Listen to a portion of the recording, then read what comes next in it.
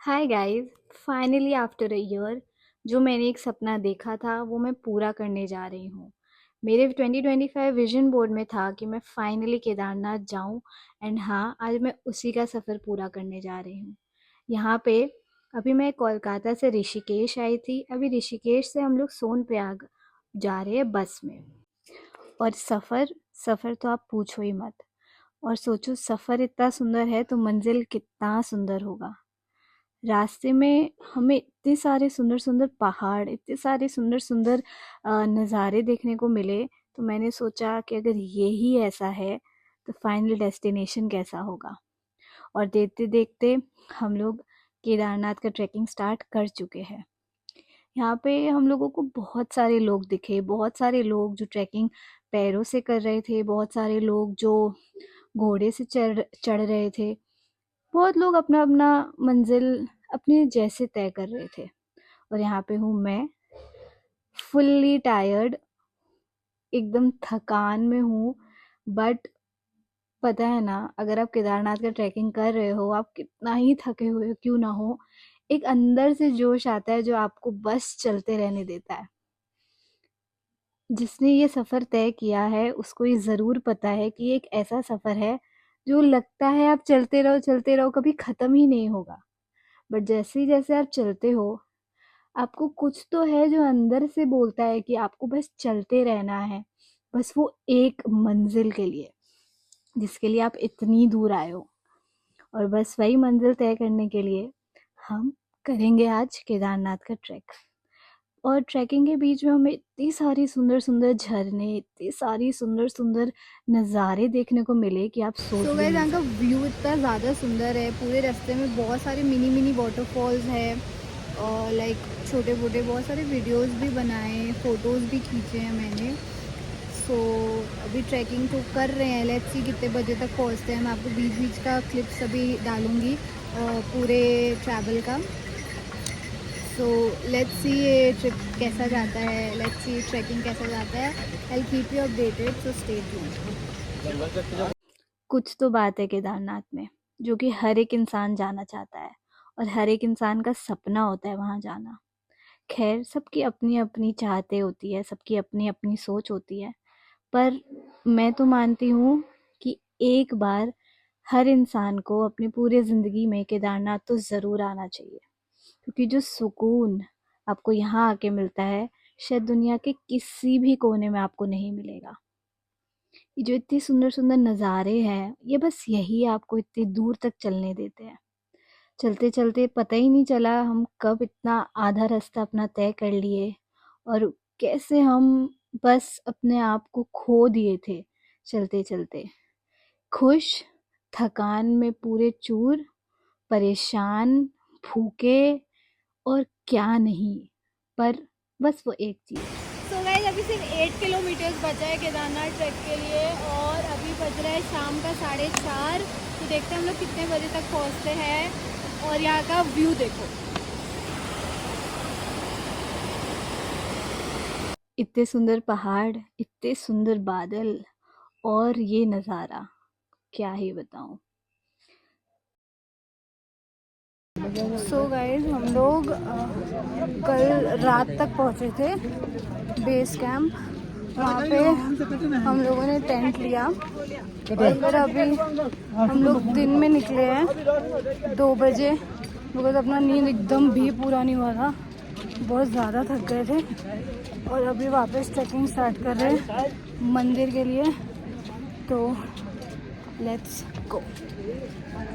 यहाँ का मौसम पूरा कोहरा होके रखा है, कुछ व्यू नहीं है, सिर्फ और सिर्फ कोहरापन है। लोगों मैं दिखाती हूँ। मंदिर में जब हम लोग ऊपर पहुंचे तो पूरा कोहरापन हो रखा था। मतलब कुछ भी नहीं दिख रहा था, बस जस्ट आगे क्या है वो भी दिखना मुश्किल था, इतना ज़्यादा कोहरापन था। बट कुछ तो है, मैंने जैसे बोला, जो बस चलते रहने दे रहा था। और देखते ही देखते एक दिन के अंदर हम लोग पहुंच गए केदारनाथ। और जैसे आप सामने देख रहे हो, ओम वाला जो रखा हुआ है वो तो एक चिन्नी है इस समझने का कि हम केदारनाथ पहुंच चुके हैं। और बस सामने है केदारनाथ का मंदिर। चलो आओ साथ में चलते हैं और दर्शन करते हैं।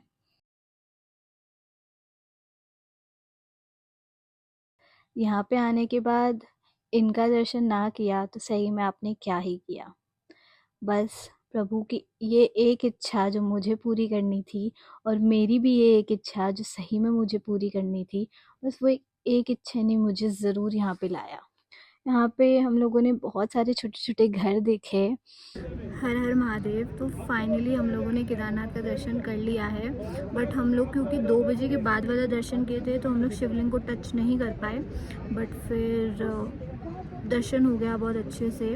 हम लोगों ने प्रसाद भी चढ़ाया, और यहाँ का व्यू और यहाँ का जो फीलिंग है वो यहाँ पे आने के बाद जो भी स्ट्रगल्स था, जो भी मेहनत था, जितना भी कठिनाई हुआ, सब आके ऐसा लग रहा है कि ये तो कुछ भी नहीं था जो हमने किया। भोलेनाथ जी का दर्शन करने के बाद सारा तकलीफ, सारा प्रॉब्लम्स सब ऐसा लग रहा है कि ठीक सा हो गया। मैं खैर दूसरी बार आई हूँ केदारनाथ। मैं पिछली बार जब आई थी मैं दर्शन नहीं कर पाई थी। मैं ऊपर आई थी बट मेरा तबीयत इतना ज़्यादा ख़राब हो गया था, इतना ज़्यादा ख़राब हो गया था कि अगर मैं उसी वक्त नीचे नहीं जाती तो शायद ज़िंदा भी नहीं लौट पाती, ऐसा सिचुएशन था।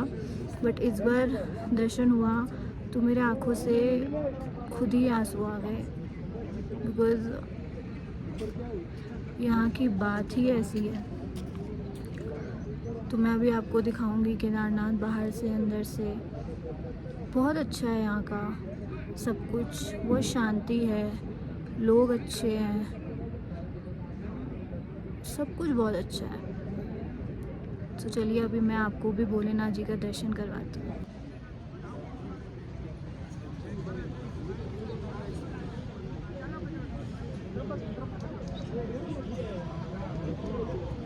मेरे पीछे जो है वो केदारनाथ है, और फिर वो पत्थर है जिसने केदारनाथ को सब बाढ़ से बचाया था। मैंने इसके भी दर्शन कर लिए हैं। और आप व्यू देखो यहाँ पे। अभी यहाँ पे सब कुछ कोहरा होके रखा है।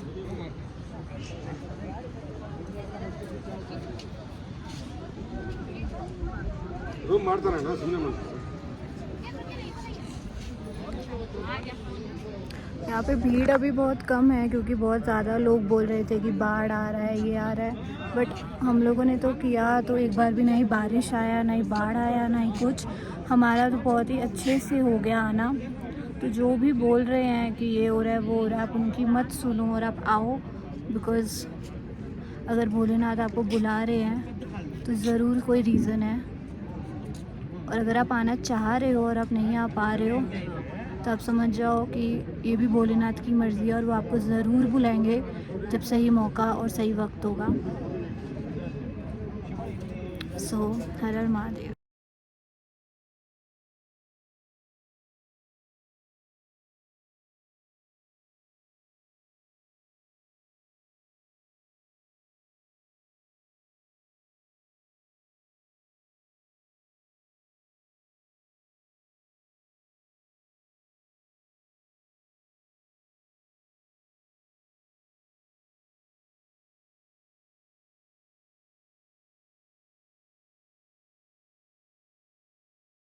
सो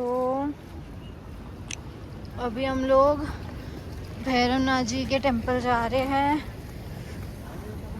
और अभी हम लोगों ने ट्रैकिंग स्टार्ट करा है, वहाँ पे जाना है। हम लोग भैरवनाथ जी के टेंपल जा रहे हैं, और अब देखो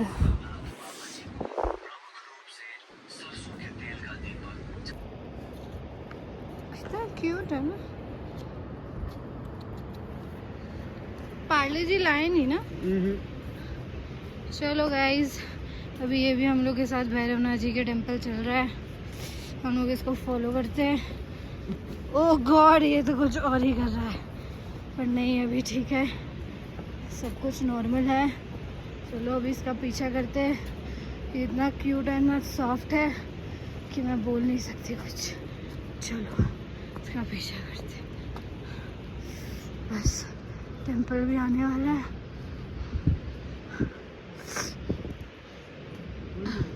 पिछली बार जब मैं केदारनाथ आई थी तब मैं इतनी ज़्यादा थक चुकी थी कि मैं भैरव जी के मंदिर नहीं जा पाई थी, पर इस बार मुझे पता था कि मुझे जाना ही है, चाहे कुछ भी क्यों ना हो जाए।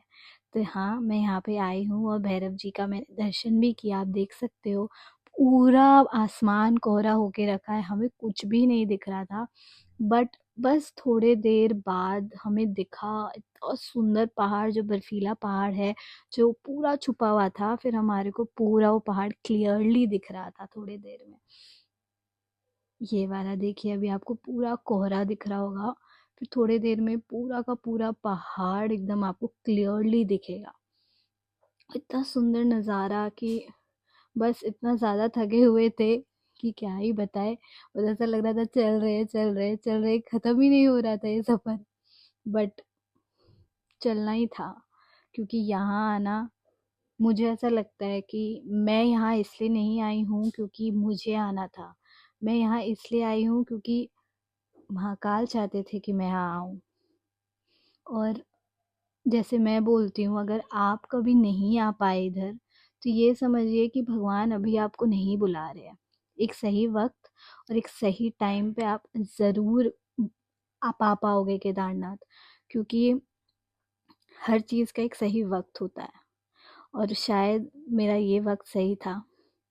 खैर, बट एक है कि आप कभी भी आओ, जैसे भी आओ, ट्राई करना कि आप कोई घोड़ा या खच्चर ना लो, आप अपने पैरों से आ पाओ। अगर आप बुज़ुर्ग हो तो आप ट्राई करो कि किसी और की सहायता के उससे ना आ पाओ, क्योंकि अगर हमें सही में दर्शन करना है तो आप किसी और के ऊपर पाप चढ़ाकर, मतलब खुद पे पाप चढ़ाकर आप कैसे दर्शन कर सकते हो। और महाकाल जी को तो ऐसे भी पशुपतिनाथ बोला जाता है। तो अगर आप किसी जानवर को चोट पहुंचा कर अगर आप उनका दर्शन कर रहे हो, तो मुझे नहीं लगता वो दर्शन कभी भी स्वीकार होगा। नेक्स्ट टाइम आप जब भी केदारनाथ जाओ, हमेशा याद रखना, अगर आप दर्शन खुद के पैरों से कर सकते हो तो ही जाओ, वरना महाकाल खुद चाहते हैं कि उनका दर्शन ऐसे ना हो। बस, और ये सफ़र ख़त्म। अब हम वापस आ रहे थे, वापस आने में भी हमें बहुत सुंदर सुंदर नज़ारे देखने को मिले, बहुत कठिनाई हुई, पर हम आ गए। Thank you so much for watching. Subscribe करना मत भूलिएगा।